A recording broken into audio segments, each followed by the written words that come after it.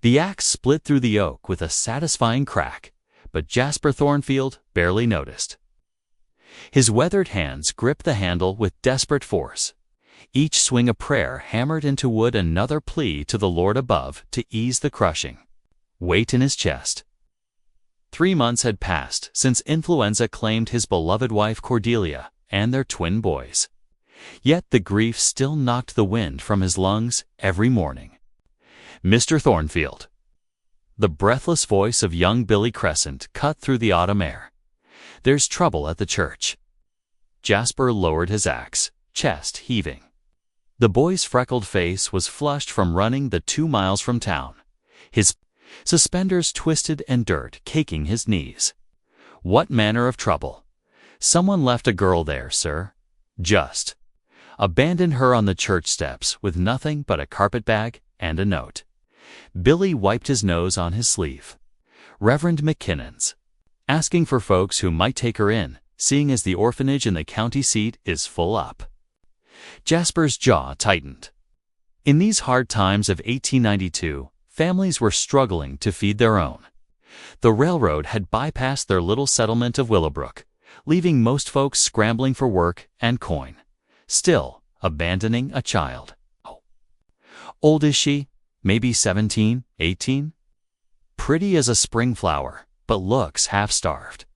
Got these eyes like... Billy searched for words. Like she's seen too much sorrow for someone so young. Against his better judgment, Jasper found himself walking toward town, Billy trotting alongside.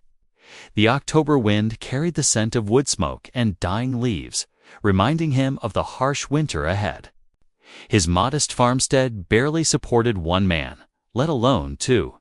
But something in the boy's description tugged at him. He was the mention of sorrow. He knew that burden all too well. The whitewashed church sat at Willowbrook's heart, its bell tower casting long shadows across the dirt road. A small crowd had gathered on the steps, their voices a low murmur of speculation and pity. Jasper pushed through, his 6-foot frame parting the group easily. There she sat on the top step, clutching a worn carpetbag to her chest like a shield. Billy hadn't exaggerated. She was beautiful, with auburn hair that caught the late afternoon, sun and skin pale as porcelain. But it was her eyes that stopped him cold. Deep green like forest pools, they held a quiet strength that reminded him painfully of Cordelia. Reverend McKinnon, a portly man with kind eyes, approached Jasper with obvious relief. "Thank the Lord you've come, Jasper. This is Evangeline. Poor child, won't speak a word about where she's from or why her family left her."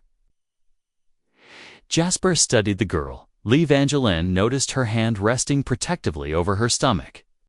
The gesture was subtle but unmistakable to a man who'd watched his wife carry their children. His breath caught in his throat. "Miss," he said gently, crouching before her. "I'm Jasper Thornfield. I live a ways outside town. It's not much, but there's a roof and warm meals." Evangeline's green eyes searched his face with startling intensity, as if looking straight into his soul. When she finally spoke, her voice was barely above a whisper. "I won't be any trouble, sir. I can work hard, and I don't eat much." Something cracked open in Jasper's chestnut, the familiar pain of grief, but something else entirely. Something that felt almost like hope. The wagon ride to Jasper's farm stretched through countryside painted in autumn's final glory. Yet neither spoke. Evangeline sat rigid beside him, her carpetbag balanced on her knees, stealing glances at the man who'd offered shelter to a stranger. His profile was carved from granite, strong jaw, shadowed with several days' beard. Eyes the color of storm clouds fixed on the rutted path ahead. As they approached the modest 2-story farmhouse, Evangeline felt her heart sink. The place bore the unmistakable marks of recent tragedy, a woman's touch, abandoned. Curtains hung askew in grimy windows, the vegetable garden choked with weeds, and the front porch sagged under the weight of neglect. "It's not much to look at anymore," Jasper said, his voice rough with embarrassment. My wife. She had a way with making things beautiful. I'm afraid I've let it all go to ruin. Evangeline climbed down from the wagon, her hand instinctively moving to her stomach. At 4 months along, her condition wasn't yet obvious to casual observers, but she couldn't hide it much longer. The baby had been kicking more frequently, as if sensing the uncertainty of their situation. Inside the house told the story of a life interrupted. Dust motes danced in shafts of light streaming through unwashed windows. A child's wooden horse sat abandoned in the corner, and women's aprons still hung from hooks by the kitchen hearth. Evangeline's throat tightened at the palpable grief that seemed to seep from the very walls. There's a room upstairs, Jasper said, not meeting her eyes. It was meant for. Well, it's yours if you want it. The room he showed her was small but clean, with a narrow bed and a window overlooking the barn. As Evangeline set down her carpet bag, she noticed the tiny cradle in the corner, hand-carved with obvious love and care. I'll move that, Jasper said quickly, but she shook her head. Please don't. It's beautiful. Their eyes met for a moment, and she saw something flicker in his expression, a question he wasn't ready to ask. Instead, he cleared his throat and headed for the door. Be milking the cow if you need anything. There's bread and preserves in the kitchen. That evening, they ate a simple supper of bread, cheese, and canned peaches by lamplight. The silence stretched between them, heavy with unspoken truths. Finally, Jasper set down his fork and studied her across the scarred wooden table. The people in town will talk, he said bluntly. A young woman living with a widower. They'll assume things. Evangeline's cheeks flushed pink. I understand, sir. If you've changed your mind, I haven't. His voice was firm. But I won't have your reputation sullied. We'll speak to Reverend McKinnon about making it official. A marriage of convenience, nothing more. It'll give you my name and protection. The offer hung in the air between them like morning mist. Evangeline's hand moved unconsciously to her belly again, and this time Jasper's eyes followed the gesture. Understanding dawned slowly across his weathered features. How far along? He asked quietly. For months. The words tumbled out in a rush. The father. He promised to marry me, but when I told him about the baby, he disappeared. My parents were so ashamed they couldn't bear to look at me. That's why they... Her voice broke. Jasper was quiet for a long moment, processing this revelation. When he finally spoke, his voice was gentle. A child is a blessing, regardless of the circumstances of its conception. You're both welcome here. Tears spilled down Evangeline's cheeks, the first she'd allowed herself since being abandoned.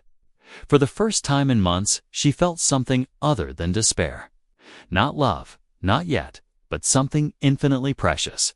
Acceptance outside. The wind picked up, rattling the window panes and sending leaves swirling across the yard.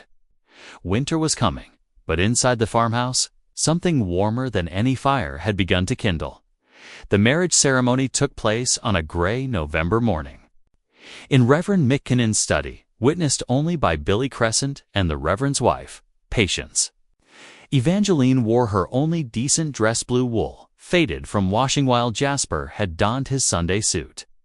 The same one he'd worn to bury his family 3 months prior, as they exchanged simple vows.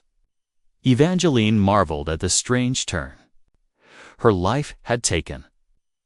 2 weeks of living under Jasper's roof had revealed a man of quiet strength and unexpected gentleness.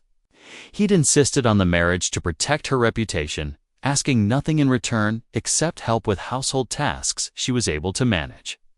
You may kiss the bride, Reverend McKinnon announced, but Jasper merely squeezed her hand gently. Thank you, he murmured, so quietly only she could hear. The words carried more weight than passion, and somehow that felt right. They were two souls offering each other sanctuary. Nothing more. Winter arrived early that year, blanketing Willowbrook in snow by December's first week. Evangeline's condition could no longer be hidden, but as Mrs. Thornfield, she faced knowing looks rather than outright scandal. The women at the general store whispered behind their hands, counting months on their fingers, but none dared voice their speculations aloud. Jasper proved to be a thoughtful companion. He chopped extra wood to keep the house warm, brought her tea when morning sickness left her pale and shaking, and never once made her feel like a burden. In the evenings, they sat by the fire he-willing or mending harnesses while she sewed baby clothes from fabric scraps. "Tell me about your family," she said one snowy evening in January, her hands busy with tiny booties. Jasper's knife stilled against the piece of pine he was shaping. Cordelia was. She was everything good in this world, laughed like music, sang while she worked. The boys, Timothy and Joel, they were 4 years old, identical twins, but different as night and day. His voice grew rough. Timothy was the cautious one, always asking questions. Joel would leap first and think later. Abe must have loved this place. They did. Cordelia planted that garden you've been admiring in the seed catalogs. Said she wanted enough vegetables to feed half the county. He glanced toward the dark window. She was already planning to expand it this spring when the fever came. Evangeline set down her sewing and moved to the chair beside his. Without thinking, she placed her hand over his weathered one. They knew they were loved. That's what matters. Something shifted in Jasper's expression, a crack in the wall he'd built around his grief. "Some nights I dream they're still here. I wake up expecting to hear the boys racing down the stairs, Cordelia humming in the kitchen. Then I remember. The pain never truly goes away," Evangeline said softly. "But it changes shape, becomes something you can carry rather than something that carries you away."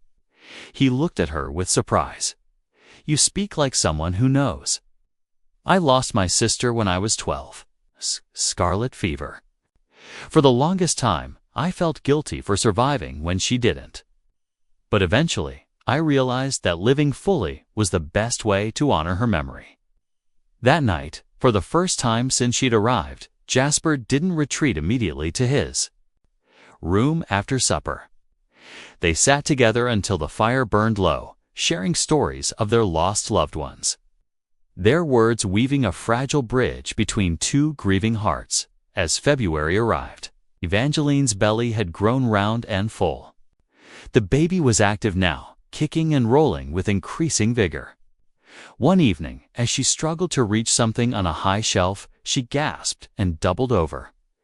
Jasper was beside her instantly. "What's wrong?" "The baby," she breathed. "Something's..." "Oh." She grabbed his hand and pressed it to her belly just as the baby delivered a particularly strong kick. Jasper's eyes widened in wonder as he felt new life moving beneath his palm the first time he'd touched her belly. The first time he'd truly connected with the child she carried. For a moment, the grief that had haunted his features lifted, replaced by something achingly beautiful. Hope, perhaps, or recognition that life, in all its mysterious ways, had a tendency to bloom even in the darkest soil. March arrived with unseasonable warmth, coaxing green shoots from the earth and filling the air with possibility. Evangeline, now heavy with child, spent her days preparing for the baby's arrival while watching Jasper slowly emerge from his shell of grief. He'd begun talking more during their evening meals, sharing memories of his childhood and dreams he'd once harbored for expanding the farm. The transformation was subtle but undeniable. He'd started caring for his appearance again, trimming his beard and washing his shirts more regularly. Most significantly, he'd begun making preparations for the baby, reinforcing the cradle he'd carved years ago, whitewashing the nursery walls, and even purchasing soft yellow fabric from the mercantile for Evangeline to sew into blankets. "You don't have to do all this," she told him one afternoon as he installed new window latches in what would be the baby's room. Her hands rested on her swollen belly, which had dropped noticeably in recent days. "A child deserves a proper welcome into the world," he replied, testing the latch's security. "Besides, keeping busy helps." Their relationship had evolved into something comfortable and warm, though they still maintained careful boundaries. Jasper slept in the main bedroom while Evangeline occupied the smaller room, now filled with baby preparations. They worked together during the day, he tending the livestock in fields, while she managed the household and spent evenings by the fire, planning for the future with cautious optimism. The baby arrived on a storm-lashed night in late March, 2 weeks earlier than expected. Dr. Hammond, the circuit physician who happened to be in Willowbrook treating a broken leg, barely made it through the wind and rain to the Thornfield farm. Evangeline's labor was swift and intense, lasting only 6 hours from first contraction to final push. Jasper paced the kitchen below, his boots wearing a path in the wooden floor as Evangeline's cries echoed from upstairs. Each sound sent his heart racing, bringing back terrible memories of Cordelia's final hours. He'd lost so much already, the thought of losing Evangeline too was unbearable. Just past midnight, a new sound filled the house, the strong, healthy cry of a newborn. Jasper froze, his heart hammering against his ribs as footsteps crossed the floor above. Minutes stretched like hours before Dr. Hammond appeared at the top of the stairs, his sleeves rolled up and a tired smile on his weathered face. "It's a boy," he announced, "strong as an ox and loud as a rooster. Mother's doing fine." Jasper's knees nearly buckled with relief. May I see them?" "Give us a few more minutes to get them settled." When Jasper finally climbed those stairs, his heart was beating so hard he thought it might burst. The nursery was softly lit by oil lamps, casting golden shadows on the yellow walls. Evangeline lay propped against pillows, her auburn hair damp with perspiration, cradling a small bundle against her chest. She looked up as he entered, her face radiant despite her exhaustion. "Jasper, come meet your son." The words hit him like a physical blow. "Not the baby or my son, but your son." As if this child, born of another man's seed, but nurtured in his home, truly belonged to him. He approached slowly, almost reverently, and peered down at the tiny face peeking from the yellow blanket. The baby had stopped crying and was staring up with dark blue eyes. All newborns had blue eyes, he knew, but these seemed to look right through him with ancient wisdom. "He's perfect," Jasper whispered, his voice thick with emotion. "Would you like to hold him?" With trembling hands, Jasper accepted the precious bundle. The baby was surprisingly solid, warm and real in his arms. As he gazed down at the tiny features, something profound shifted in his chest. This wasn't just gratitude or kindness, this was love, pure and immediate and overwhelming. "What will you name him?" Dr. Hammond asked, cleaning his instruments. Jasper looked at Evangeline, who nodded encouragingly. "Nathaniel," he said without hesitation.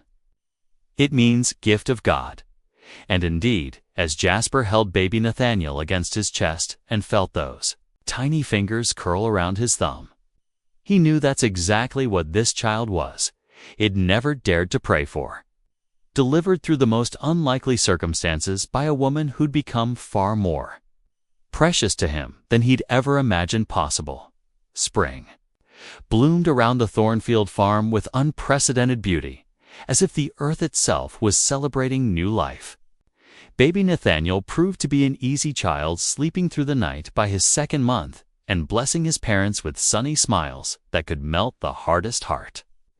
Jasper took to fatherhood with surprising natural grace, rising for midnight feedings and pacing the floor during the baby's fussy periods, while Evangeline recovered her strength. The transformation in Jasper was remarkable. The hollow-eyed widower who chopped wood with desperate fury had been replaced by a man with purpose and joy. He whistled while doing chores, planned elaborate improvements to the farm, and spoke constantly of Nathaniel's future, the education he would receive, the opportunities that awaited him in the new century fast approaching. Evangeline watched this transformation with growing warmth in her heart. The arrangement that had begun as mere necessity was becoming something deeper and more precious each day. The way Jasper's eyes lit up when Nathaniel smiled at him, the gentle way he bathed the baby's tiny body, the pride in his voice when neighbors admired his son, all of it stirred feelings she'd never expected to experience. Mrs. Thornfield called Patience McKinnon one May afternoon as Evangeline hung laundry in the yard. The Reverend's wife approached, carrying a basket of fresh eggs, and wearing an expression of barely contained excitement. "Good afternoon, Patience. How lovely to see you. I bring news from town that I simply had to share in person." Patience glanced around conspiratorially. "The widow Henley received a letter from her sister in Chicago. It seems there's been inquiries about a young woman matching your description, auburn hair, green eyes, around 18 years of age." Evangeline's blood turned to ice. "What sort of inquiries?" "A private investigator, hired by a well-to-do family from back east. Seems they're looking for their daughter, who ran off some months back." "The description fits you perfectly, dear." Fighting to keep her voice steady, Evangeline continued hanging clothes. "How interesting. I'm sure many young women share such common features." "Oh yes, of course. Still, I thought you should know."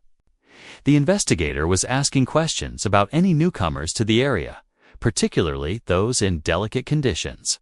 Patience's eyes traveled meaningfully to where baby Nathaniel slept in his basket beneath the apple tree. That evening, Evangeline waited until Nathaniel was asleep before approaching Jasper in his study, where he was reviewing seed catalogs for next year's planting. Her heart hammered against her ribs as she prepared to reveal the truth she'd hidden for 8 months. "Jasper, I need to tell you something about my past." He looked up from his catalog, immediately sensing the gravity in her tone. "What is it?" She took a deep breath. "My name isn't really Evangeline Mercy, as I told the Reverend. It's Evangeline Worthington. My father owns textile mills in Massachusetts. I'm not some poor farmer's daughter, Mona heiress, who brought shame on one of New England's most prominent families."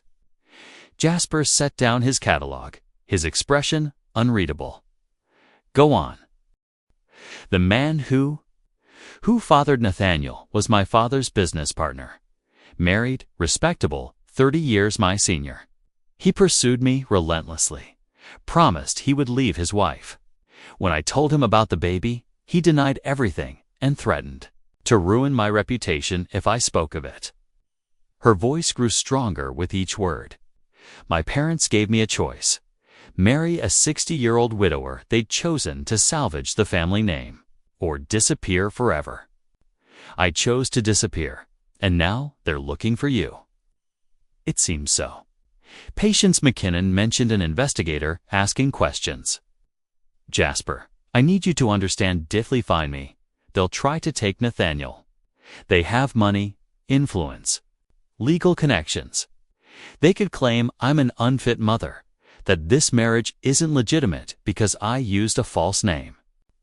Jasper was quiet for a long moment, digesting this revelation. When he finally spoke, his voice was steel wrapped in silk. "Let them come. You don't understand. No, you don't understand." He stood and moved to her side, his hands settling gently on her shoulders. "Nathaniel is my son in every way that matters. You are my wife, regardless of what name you gave the preacher. This is our family, our home, our life. No amount of money or influence changes that." Tears spilled down Evangeline's cheeks as she saw the fierce determination in his storm-gray eyes. "They could make things very difficult. Then we'll face those difficulties together." He pulled her into his arms for the first time since their wedding day, and she melted against his solid chest. "I won't let anyone tear apart what we've built.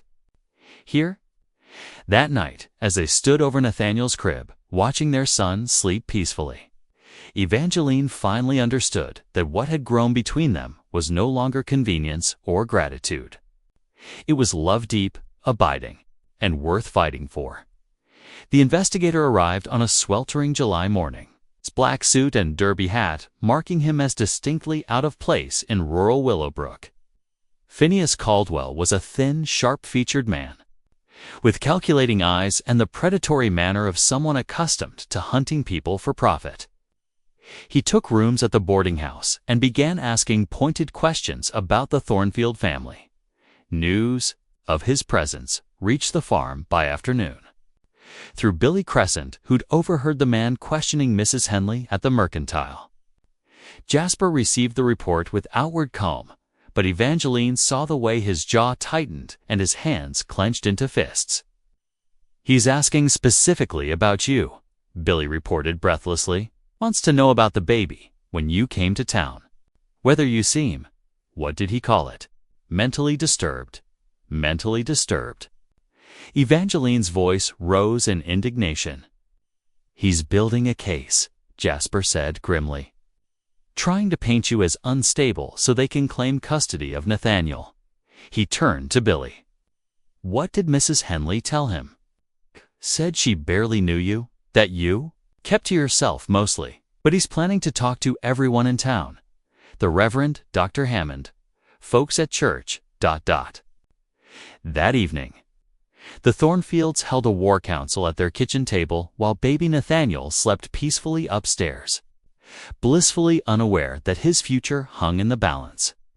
Jasper had spent the afternoon reviewing their legal options, which appeared frustratingly limited. "The marriage is legitimate regardless of the name you used," he explained. "But they could argue you deceived me, that the union was based on fraud. More concerning is their claim that you're mentally unstable. That's preposterous. To us, yes. But to a judge who sees a young woman who abandoned her wealthy family, lived unmarried with a man, and gave birth out of wedlock. ... He let the implications hang in the air. Evangeline pressed her hands to her temples. "Maybe I should just go back. Face whatever consequences await me in Boston. At least then you'd be safe from all this." "Absolutely not." Jasper's voice brooked no argument. "We face this together, or not at all." The next morning brought an unexpected ally. Reverend McKinnon arrived at dawn, his usually cheerful demeanor replaced by righteous fury. "That snake of an investigator had the audacity to question my integrity," he declared, pacing the kitchen while Evangeline poured coffee. "Suggested I might have performed an illegal marriage ceremony. Implied you might not be of sound mind when you wed." I set him straight in no uncertain terms. "What did you tell him?" Jasper asked. "The truth, that I've performed hundreds of weddings in 30 years of ministry, and I've rarely seen a couple more devoted to each other and their child. I told him that any judge worth his salt would see through their transparent attempt at character assassination." Dr. Hammond arrived shortly after, equally incensed by Caldwell's insinuations about his medical competency.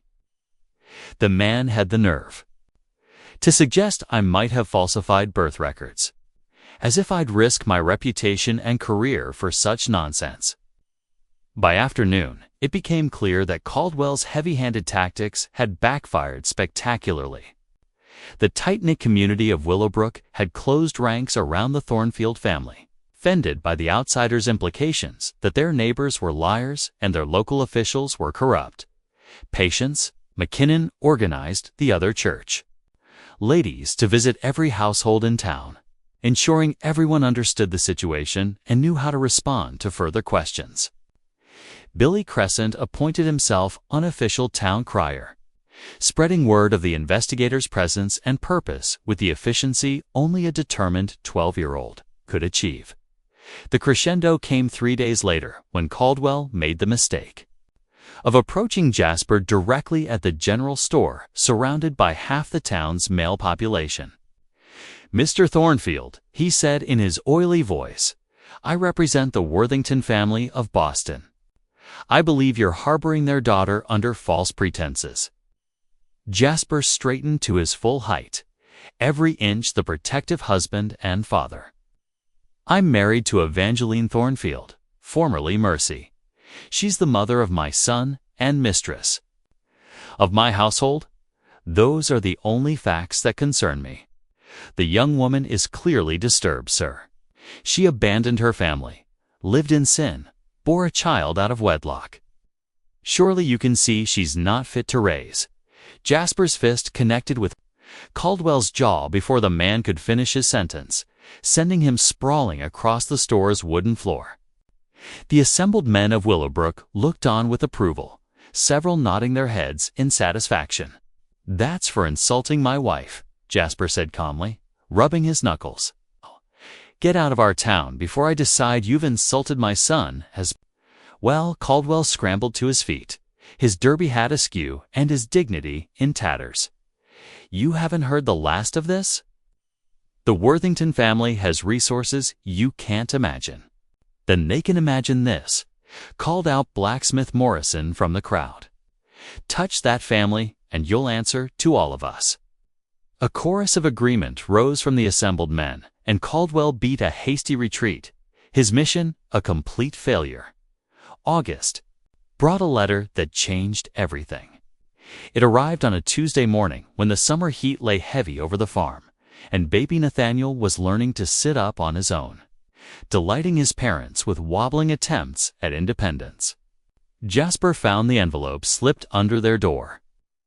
Bearing no postmark, obviously delivered by hand during the night, the letter was written in elegant script on expensive stationery. And it was addressed to Miss Evangeline Worthington Thornfield. In flowing calligraphy, "My dearest daughter," it began, and Evangeline's hands trembled as she read aloud to Jasper over breakfast. "I pray this letter finds you well and happy. The investigator we hired has reported back to us about your circumstances, and I must confess, his account was not what we expected to hear. Rather than finding a wayward daughter living in disgrace, he described a respected member of a community, married to a man of obvious integrity, and mother to a healthy, beloved child. Your father and I have spent many sleepless nights these past months, wrestling with the choices we made and the daughter we lost. We acted out of shame and fear-shame, for what society would think, and fear for your future. We convinced ourselves we were protecting you, but we now see we were only protecting ourselves." Mr. Caldwell painted a picture of a man who defended your honor with such conviction that half the town was ready to run the investigator out on a rail. He described neighbors who spoke of your kindness, your dedication to your family, and your transformation of a grieving widower into a man full of hope and purpose again. Most remarkably, he reported that your husband claims your son as his own with such fierce pride that no one who heard him speak could doubt the legitimacy of his paternal love. We have no right to ask your forgiveness, but we hope you might consider allowing us back into your life. We want to know our grandson, if you'll permit it. We want to make amends for the pain we caused and to support the life you've built rather than attempting to tear it down. Your loving mother, Margaret Worthington P.S. Your father wishes me to add that if you are willing to see us, we will come. To you, no more investigators, no more attempts to force you home. This is your home now, and we respect that." Evangeline set down the letter with shaking hands, tears streaming down her cheeks. Jasper reached across the table and took her hand. In his calloused grip, "What do you want to do?" he asked gently. "I don't know," she whispered. "Part of me is still that frightened girl they turned away, but another part—" She looked toward the parlor where Nathaniel was playing with wooden blocks on a quilt. "Another part wants him to know his grandparents, wants them to see the beautiful life we've created here." The Worthingtons arrived 3 weeks later in a modest carriage rather than the ostentatious coach Evangeline had expected. Her parents had aged in the months since she'd seen them. Her father's hair had gone completely silver, and new lines marked her mother's face. But when Margaret Worthington first laid eyes on baby Nathaniel, the years seemed to fall away as her face lit up with wonder. "Oh, Evangeline," she breathed, tears streaming down her cheeks. "He's absolutely perfect." The visit lasted a week, during which Evangeline watched her parents discover the strength and happiness she'd found in her new life. They marveled at Jasper's devotion to Nathaniel, were charmed by the warmth of the Willowbrook community, and slowly began to understand that their daughter had not fallen from grace, but had found it in the most unexpected place. On their final evening, as they sat on the porch watching Jasper teach Nathaniel to take his first wobbling steps, her father made an unexpected announcement. "I've been thinking about opening a textile operation out here," he said casually. "The railroad will come eventually, and when it does, this area will need industry. A mill would provide jobs, bring prosperity to the region." Evangeline stared at him in surprise. "You'd move here? To Willowbrook?" "Not permanently," her mother said with a smile. "But perhaps we might build a small house nearby. Spend part of each year close to our grandson, if that would be welcome, of course." That night, as they prepared for bed, Jasper pulled Evangeline into his arms and held her close. Their relationship had evolved gradually from necessity to affection, to something deeper and more enduring than either had dared hope for. "Are you happy?" he asked, his lips brushing her hair. "Happier than I ever thought possible," she replied honestly. "When I was abandoned on those church steps, I thought my life was over. I never imagined it was just beginning." Through the open window, they could hear the gentle sounds of their sleeping son. The crickets chirping in the garden Evangeline had restored to beauty, and the whisper of wind through the oak trees that had witnessed so much sorrow and joy. 5 years later, as Evangeline watched Nathaniel chase his baby sister Cordelia through the same garden while Jasper carved toys on the porch and her parents played with their newest grandson, she marveled at the miracle of it all. Sometimes the greatest blessings came disguised as disasters, and sometimes the family you created was even stronger than the one you were born into. The struggling widower had indeed received the miracle he'd prayed for, though it came in a form he never could have imagined. And the abandoned girl had discovered that home wasn't a place you came from, but a place you built with love, one day at a time.